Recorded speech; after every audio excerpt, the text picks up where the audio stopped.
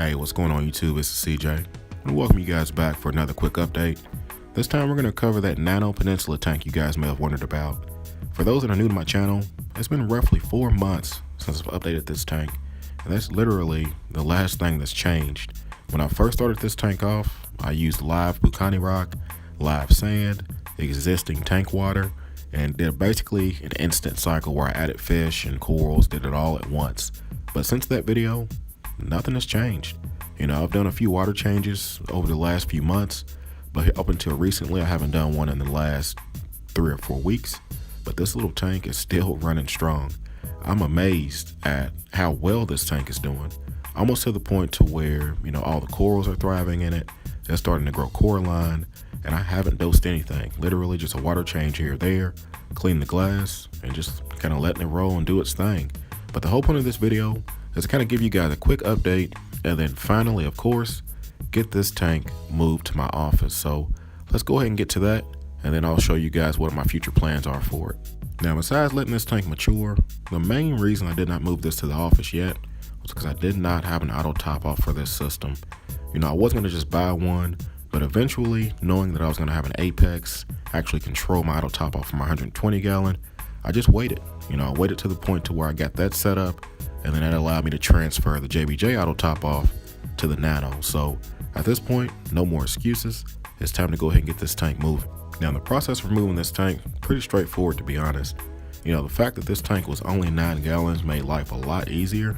I can only imagine someone moving a larger system. It really has to be a pain, but this one was fairly simple. Literally just grabbed a 5-gallon bucket, filled it up with the existing tank water, removed the whole rock structure, make sure it was submerged, put a top on that 5-gallon bucket, and left just enough water in the tank to completely cover the sand. So that way, all the microfauna and the cleanup crew and conch snails and the sire snails, whatever else was in that sand, can stay wet and basically, survive this trip. Luckily, I only live around, 10 or 15 minutes away from my office, so I literally just hopped on the highway and just kept it moving. Now, besides trying to avoid any sudden stops or, slushing water all over my car, my main concern was to get this tank set up as fast as possible, so that way my one clownfish didn't get overly stressed, and more importantly, the temperature didn't drop too much, because, using the existing tank water and everything that was already with the tank really minimizes any changes in parameters, but the temperature swing is really the enemy at this point. So, overall, everything went very, very well with the transfer.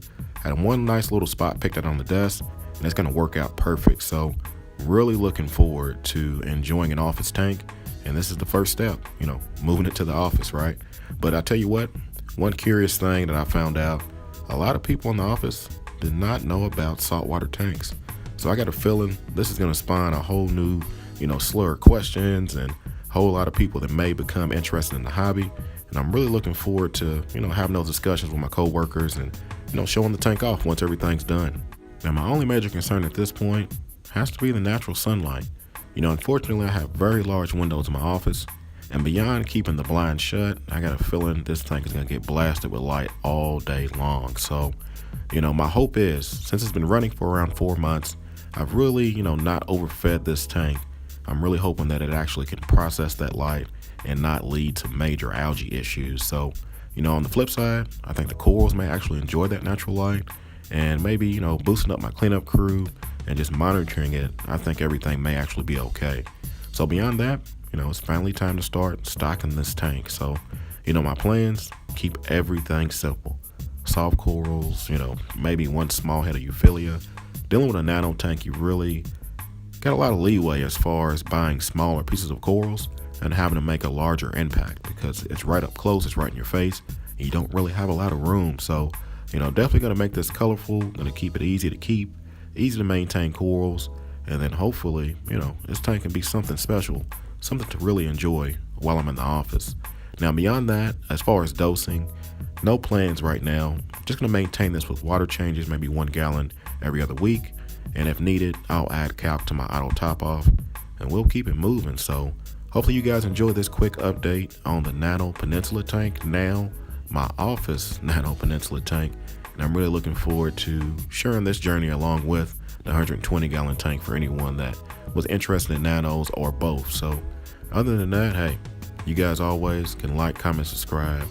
You guys keep doing what y'all do. Y'all be easy and happy reefing.